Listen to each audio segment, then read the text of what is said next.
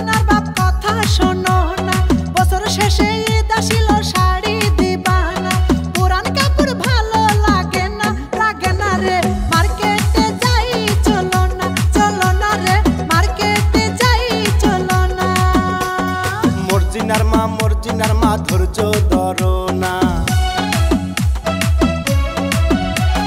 মর্জিনার মা ধৈর্য ধরো না, গত বছর দিছি শাড়ি ওইটা পরো না, অল্প টাকা বেতন জানো না রে, পুরান কাপড় পরো না রে, পুরান কাপড় পরো না।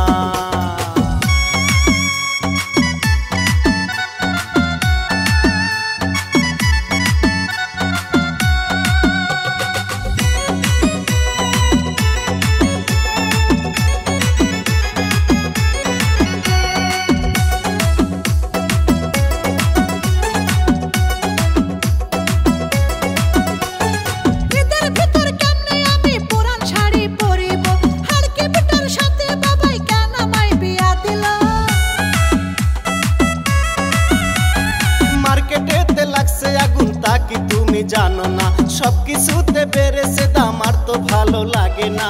ওগো এলাকার কাছে বিয়া বসিলাম, এত হিসাব এই জীবনে প্রথম দেখিলাম, কিপটামি আর বুঝি ছাড়লো না রে, মার্কেটে যাই চলো না রে, মার্কেটে যাই চলো না।